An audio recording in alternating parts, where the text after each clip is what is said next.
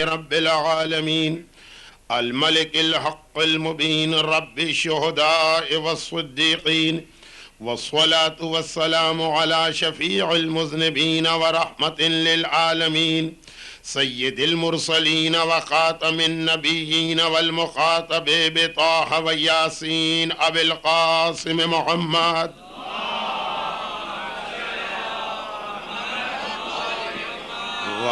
وآله وعطرته وأهل بيته الطيبين الطاهرين المعصومين المظلومين المكرمين المنتجبين الميامين سيما على بقية الله في الأراضين وحجته على العالمين عجل اللهم له الفرج ولعنة الله على أعدائهم أجمعين. أما بعد فقد قال الله عز وجل في كتابه المبين وفرقانه المتين وقرآنه المجيد وقوله الحق بسم الله الرحمن الرحيم فقل تعالوا أتل ما حرم ربكم عليكم ألا أن تشركوا به شيئا وبالوالدين إحسانا ولا تقتلوا أولادكم من إملاق نحن نرزقكم وإياهم ولا تقربوا الفواحش ما ظهر منها وما بطن ولا تقتلوا النفس التي حرم الله إلا بالحق ذلكم وصاكم به لعلكم تعقلون.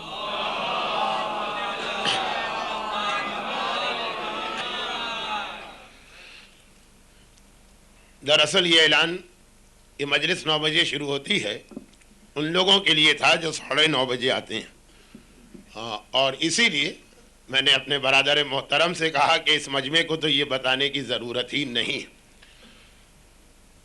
دیکھیں مجھے اس سے کوئی فرق نہیں پڑتا کہ کوئی آ رہا ہے کہ نہیں آ رہا، لیکن اس وقت ذرا سی زحمت ہوتی ہے کہ جب مجمع ذرا دیر سے آ بھی رہا ہو اور سن بھی رہا ہو.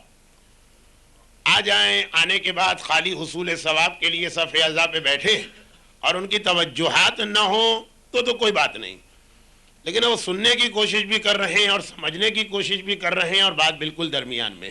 اس لیے کل میں نے مصائب کے بعد وہ جملہ عرض کیا تھا، لیکن ایک ہی مرتبہ کی بات تھی. اب کتنی مجلسیں بچی ہیں؟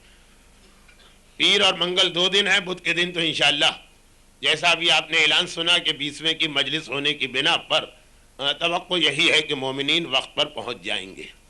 ہاں، یہ ایک درخواست یا گزارش بعض افراد کی جانب سے آئی ہے کہ ان کو ڈر لگ رہا کہ ہر سال کی طرح سے موضوع شروع بھی نہیں ہو پائے گا اور یہ مجالس پوری ہو جائیں گی. تو انہوں نے کہا کہ کم سے کم آپ ان 3 آیتوں کا خالی ترجمہ پڑھ دیں، پھر جب اس کی تشریح ہوتی ہے تو ہوتی رہے گی. وہ 3 آیتیں جو اسلام کا خلاصہ ہے اور اس سوال کے جواب میں نازل ہوئی کہ اسلام ہے کیا، یہ کیا پیغام لے کے آپ آئیں. اب یہ سوال بدتمیزی سے بھی کیا گیا، آخر یہ ہے کیا چیز جس نے بھائی کو بھائی سے اور باپ کو بیٹے سے اور شوہر کو بیوی سے اور پڑوسی کو پڑوسی سے جدا کر دیا اور بڑے قاعدے کے ساتھ بھی کیا گیا. کہ آخر یہ کیا پیغام ہے کہ جس میں اتنا سحر اور اتنا اثر ہے کہ انسان کے دل و دماغ کو لمحوں میں بدل دیتا. ہر قسم کے لوگ تھے، ہر مزاج کے لوگ تھے، ہر انداز سے سوال ہوئے. تو اس کے جواب میں 3 آیتیں تو ہمیشہ تلاوت کی گئی. میں یہ جملہ نہیں کہہ رہا ہوں کہ بس صرف یہی 3 آیتیں، 3 آیتیں تو ہمیشہ تلاوت کی گئی. پھر موقع اور محل کے اعتبار سے کبھی قرآن نے، کبھی رسول نے، کبھی امام نے اس کے علاوہ کچھ اور وضاحتیں بھی کی. وہ بھی اصل میں وہی ان مجالس کا عنوان تھیں. لیکن شہادت، معصوم کی شہادت بھی اور روزوں کی شہادت بھی ذرا سا 2 یا 3 دن ہمارے موضوع کو اپنی جگہ سے ہٹا کے لے گئی. آیتوں کا ترجمہ، 3 آیتیں ہیں. پہلی آیت میں 5 باتیں آئی، دوسری آیت میں 4 باتیں، اور تیسری آیت میں ان سب کا خلاصہ ایک جملے میں پیش کر کے یہ بھی بتایا گیا ہے کہ وہ جو ایک جملہ ہے اس سے ہٹانے والی کیا چیز دنیا میں موجود. اب جب اس کی تشریح ہوگی تو تشریح کروں گا خالی ترجمہ. فَقُلْ تَعَالَوْا أَتْلُ مَا حَرَّمَ رَبُّكُمْ عَلَيْكُمْ. آؤ میں تمہیں بتاتا ہوں کہ تمہارے پروردگار نے اس دین میں، اس پیغام میں تمہارے لیے کیا باتیں رکھی ہیں، کیا چیزوں کو حرام کیا. نمبر 1، اللہ تشرکوا بہ شیئا، خبردار اللہ خبردار کبھی شرک نہ کرنا. نمبر 2 وبالوالدین احسانا، والدین کے ساتھ احسان کرنا.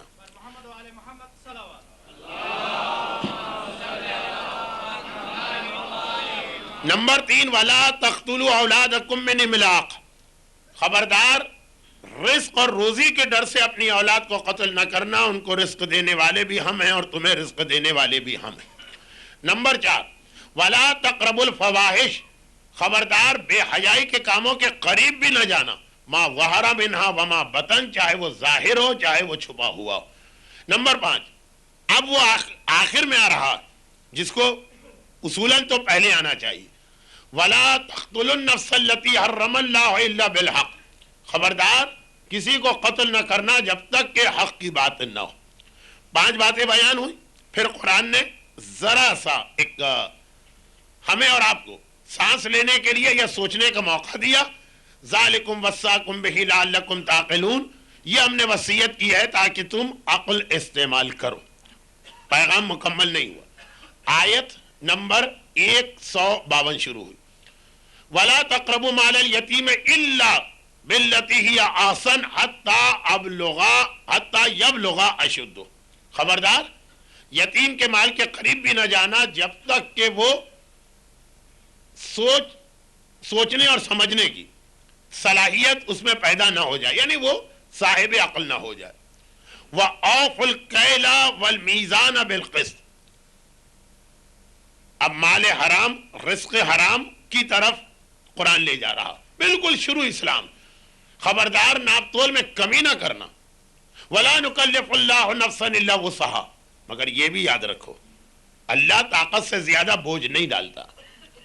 اصل میں ایک سوال بیچ میں آ گیا تھا، جیسے یہ آیت نازل ہوئی ایک سوال آیا، چنانچہ پروردگار نے اس ٹکڑے کو اس آیت کے درمیان وحی کے ذریعے ایڈ کر دیا. آیت تو اتنی آئی تھی کہ ناپ تول میں کمی نہ کرنا. گھبرا کے مسلمانوں نے کہا یا رسول اللہ یہ کیسے ممکن ہے کہ آدمی بالکل ایگزیکٹ ہر چیز کو ناپے یا تولے. آج کے زمانے میں تو ایسے اسکیل یا ترازو بن چکے، لیکن اس زمانے میں تو یہ کہا کہ جتنی طاقت ہے اللہ اتنا ہی بوجھ ڈالتا. بہت ہی معمولی اگر کمی بیشی ہو جائے تو وہ معاف بھی ہے، اور اس کے لیے پھر الگ سے ایک حدیث بھی آئی، لیکن ابھی تو میں خالی ترجمے کی منزل پہ ہوں، تشریح اور تفسیر نہیں. قرآن کریم اس کے بعد 8ویں بات بتا رہا. 5 باتیں پہلی آیت میں آئی، 6ٹھی مال یتیم، 7ویں ناپ تول میں کمی. اب اس آیت میں ابھی تک زیادہ زور مال حرام سے مومن کو بچانے کا تھا، اور اس کے بعد 8ویں بات آ رہی یہ زبان کے حوالے سے. وَإِذَا قُلْتُمْ فَعْدِلُوا وَإِنْ كَانَ ذَا قُرْبَى، جب بولو تو ہمیشہ حق کی اور عدل کی بات بولنا، چاہے تمہارے رشتہ داروں ہی کے خلاف کیوں نہ جا رہی. اور اس کے بعد پھر ایک طرح سے قاعدہ کلی وَبِعَهْدِ اللَّهِ أَوْفُوا، اور جو تم نے اللہ سے عہد کیا اس کی پابندی کرتے رہنا. ذَالِكُمْ وَصَّاكُمْ بِهِ، اور یہ تمہیں اس لیے بتایا جا رہا ہے تاکہ لَعَلَّكُمْ تَذَكَّرُونَ، تم اللہ کو یاد کرو اور عبرت حاصل کرو. 5 باتیں جس کے آخر میں آیا عقل استعمال کرو. 4 باتیں جس کے آخر میں آیا کہ اب اللہ کو یاد کرو، اور اس کے بعد آخری بات وَأَنَّ هَذَا صِرَاطِ مُسْتَقِيمًا فَاتَّبِعُوهُ وَلَا تَتَّبِعُوا السُّبُلَ، اور دیکھو سیدھا راستہ صرف میرا راستہ ہے، اسی کی پیروی کرنا ہے. خبردار ایک سے زیادہ راستوں پہ قدم نہ بڑھانا. 2 کشتی میں پیر رکھنے والا ڈوبتا ہی ڈوبتا. وَلَا تَتَّبِعُوا السُّبُلَ، ایک سے زیادہ راستوں پہ نہ جانا. ذَالِكُمْ وَصَّاكُمْ بِهِ لَعَلَّكُمْ تَتَّقُونَ، اور یہ تمہیں اس لیے کہا گیا تاکہ خوف خدا دلوں میں پیدا ہو اور متقی بنو. اب یہ تو ہوا آیتوں کا ترجمہ، ابھی خالی ترجمے کی منزل پر ہم پہنچے، لیکن واپس پلٹ کے پہلی آیت کی جانب آئیے. اور اس سے پہلے کہ میں اس پہلی آیت کی باقی ماندہ چیزوں کو آپ تک پہنچاؤں، 2 مختصر سی تمہید، ابھی تمہید نہیں تھی، ابھی تو خالی ترجمہ تھا. نمبر 1، آج یہ صبح خواتین کے ایک سوال و جواب کے سیشن میں حاضری کا موقع ملا. 3 گھنٹے مسلسل سوالات آتے رہے، اور بڑے معقول قسم کے سوالات، اور آتے رہے کا مطلب کہ 3 گھنٹے میں جواب بھی دیتا رہا. اور وہ ذوق، وہ شوق، علم کی وہ پیاس، یہ خواتین کی بات ہو رہی. جن کے موضوعات زیورات و لباس سے اور ٹیلی ویژن کے پروگرام سے ہٹ کے کچھ نہیں ہوتے، لیکن اس انداز کے سوالات ہیں. تجربہ ہے ہم لوگوں کے پاس، سوال سے اندازہ ہو جاتا کہ کوئی زبردستی آ کے بیٹھا ہے کہ واقعاً تڑپ رہا تھا، شوق کے ساتھ آیا ہے، حقیقت میں اپنی شرعی ذمہ داری معلوم کرنا چاہتا. تو دل میں یہ خواہش پیدا ہوئی کہ مردوں کے ایسے پروگرام کیوں نہیں ہوتے. کیے ہیں میں نے ایک ہاتھ، لیکن جہاں کیے ہیں تو بڑے بے تکے سوال، بلا وجہ ہنگامہ کرنے والے سوال، فساد برپا کرنے والے سوال، چھوٹے چھوٹے ایشوز کو بڑا کرنے والے سوال کے مقصد سے نہیں ہوتے. زیادہ تر ایسا لگتا کہ کوئی پرانا جھگڑا، کوئی پرانا بغض، کوئی پرانا کینہ، کوئی پرانی عداوت سوال و جواب کے ذریعے نکالے جا رہے ہیں. سوال کرنے والا سوال کم کرتا ہے، تقریر زیادہ جھاڑ دیتا. تو یہ ایک ایسا فرق مجھے نظر آیا. اور ذرا سوچئے کہ انتہائی دلچسپ ترین فلم بھی اگر 3 گھنٹے کی ہو تو آدمی بور ہو جاتا. چنانچہ دنیا میں کہیں 3 گھنٹے کی فلمیں بھی نہیں بنائی جاتی. ایک آدھ کوئی ایسا ماسٹر پیس بن گیا ہوگا تو بن گیا ہوگا. اور اس کا ایک نتیجہ یہ نکلا کہ کم سے کم سوال و جواب کے اس سیشن کی وجہ سے میرے اوپر جو اس کا اثر چڑھا، تو آج کی مجلس کے آغاز میں جو میں 2-3 دن سے باتیں کر رہا ہوں، اس کے حوالے سے دل چاہا کہ بعض مراجع کے نظریات آپ تک پہنچائے جائے. اچھا دیکھیے، لوگ جان چھڑانے کے لیے کہتے ہیں کہ ہمارے مجتہدین اختلاف بہت ہوتا ہے. ارے تو جن چیزوں میں اتفاق ہے وہ کون سا قوم مان لیتی ہے؟ مجتہدین کا اختلاف اگر نیک نیتی کے ساتھ سوال کیا جا رہا،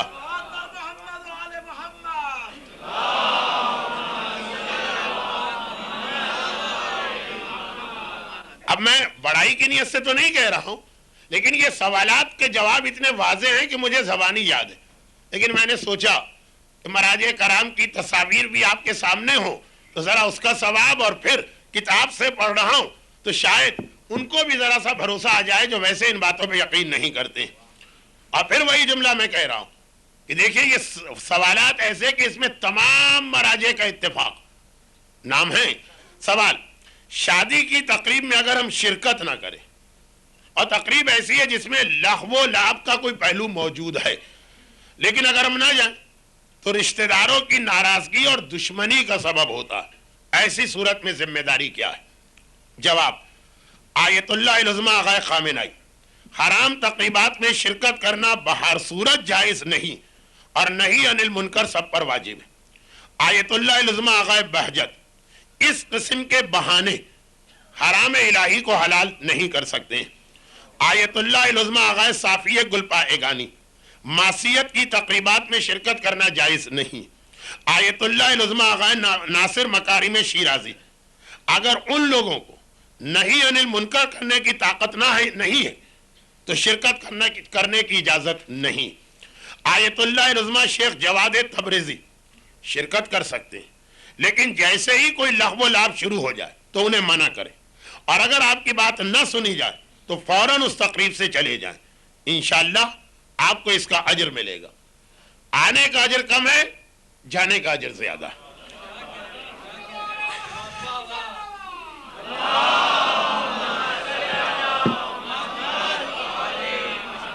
آیت اللہ العظمہ آغا سیستانی: اگر حرام میں مبتلا ہو رہے ہوں تو جائز نہیں. سوال نمبر 2: شادی یا کوئی بھی تقریب، کیونکہ میں اکثر اس میں برتھ ڈے پارٹی کا بھی حوالہ اسی لیے دیتا ہوں، شادی یا کوئی بھی تقریب میں شرکت کرنے کا حکم کیا ہے جہاں پہ محرم و نامحرم مکس گیدرنگ کے عالم میں بیٹھے؟ اور کیا والدین کا اپنے بچوں کو اجازت دینا کیا حکم رکھتا ہے؟ آیت اللہ بہجت: حرام یا مفسدے پر مشتمل ہونے کی صورت میں اجتناب کیا جائے، مرد اور عورت کا میل جول کسی حالت میں جائز نہیں. آغا صافی گلپائگانی: حرام ہے، شرکت حرام ہے. آغا آیت اللہ سیستانی: اگر تقریب اس طرح کی ہے کہ جس میں مفسدہ یا گناہ میں مرتکب ہونے کا خطرہ، مرتکب نہیں ہو رہے، خالی خطرہ، جائز نہیں ہے. آیت اللہ فاضل لنکرانی: جائز نہیں ہے، اور بچوں کو بھی منع کرنا واجب ہے. آیت اللہ تبریزی شیخ جواد تبریزی: زعیم حوزہ علمیہ قم مقدسہ: اگر مرد اور عورت کا اس طرح مکس گیدرنگ کے ساتھ مل جول کسی حرام کے ارتکاب کا سبب بنے، یا ذرا سی لذت یا شہوت پیدا ہونے کا امکان ہو تو جائز نہیں. والدین کو چاہیے کہ اپنے بچوں کو منع کریں کہ اس طرح کی تقریبات میں شرکت نہ کریں. آیت اللہ مکارم شیرازی، سوال میں جو تقریب پوچھی گئی یہ اسلامی تقریب نہیں ہے، بلکہ اس سے گناہ میں آلودہ ہونے کا سبب ہو رہا ہے، اس لیے اس میں شرکت کرنا حرام ہے. سوال نمبر 3، بعض مائیں اپنے نابالغ بچوں کو، بالغ نہیں نابالغ، ننگے سر یعنی بچیوں کو ننگے سر اور بے حجاب بازاروں میں یا تقریبات میں لے جاتی ہیں، نابالغ جہاں نامحرم بھی ہوتے ہیں. آپ سے گزارش یہ ہے کہ اس سلسلے میں حکم اسلامی بتائیے. آیت اللہ فاضل لنکرانی، ماں باپ کے لیے واجب ہے کہ اپنے بچوں کو اسلامی آداب اور شرعی ذمہ داریوں سے آشنا کرائیں. چنانچہ ان موارد میں یعنی مارکیٹ، بازار، تقریبات اگر کوئی فساد کا سبب ہے یا شہوت پیدا ہونے کا امکان ہے تو اگرچہ لڑکی ناسمجھ بھی ہے تو اس کو پردہ کرانا واجب ہے تاکہ معاشرہ بے راہ روی اور گناہوں میں ملوث نہ ہو. آغا سیستانی، نابالغ لڑکی پہ پردہ واجب نہیں، لیکن ماں باپ کے لیے ضروری کہ اپنے نابالغ بچوں کو بھی اسلامی آداب کا عادی بنائیں اور ان کی صحیح شرعی تربیت کی کوشش کریں. آغا بہجت، والدین کی ذمہ داری ہے کہ اپنے بچوں کو شرعی ذمہ داریوں کی مشق نابالغ ہونے ہی کے زمانے میں کرائیں. آغا مکارم شیرازی، ماں باپ پہ لازم ہے کہ اپنے بچوں کو بچپن ہی سے اسلامی مسائل سے آشنا کروائیں. آیت اللہ شیخ جواد تبریزی، نابالغ لڑکیوں پر پردہ تو واجب نہیں، لیکن والدین کی ذمہ داری ہے کہ وہ اپنی لڑکیوں کو اسلامی حجاب کا عادی بنائیں اور لڑکوں کو اسلامی احکام کی تربیت دیں. آیت اللہ صافی گل پائے گانی، یہ کام صحیح نہیں. والدین کو ہوشیار رہنا چاہیے کہ وہ اپنی چھوٹی بچیوں کو نامحرم سے دور رکھیں، پردہ کرنے کی عادت پیدا کریں، اور اگر اس کام میں سستی کریں، اور بچی بہت بڑی شخصیت ہے آیت اللہ صافی گل پائے گانی کی، اور اس کام میں سستی کرے اور بچی نامحرم کے سامنے اسی لیے آنے جانے لگے تو لڑکی کے گناہ میں والدین بھی شریک ہیں. سوال نمبر 4 اور فی الحال آخری سوال، کہ بعض لوگوں کا یہ نظریہ، ایک سوال پوچھا جا رہا ہے کہ کچھ گناہ ایسے جس میں ڈبل عذاب ملتا ہے. اب یہ سوال پوچھا جا رہا ہے کہ بعض لوگوں کا نظریہ یہ ہے کہ کچھ ایسے گناہ جو خود حرام ہونے کے ساتھ ساتھ کیونکہ معاشرے کو خراب کرنے کا سبب بن رہے، لہذا یہ ایک اور گناہ شمار ہوتا. مثلا عورت کا بے پردہ لوگوں کے سامنے آنا،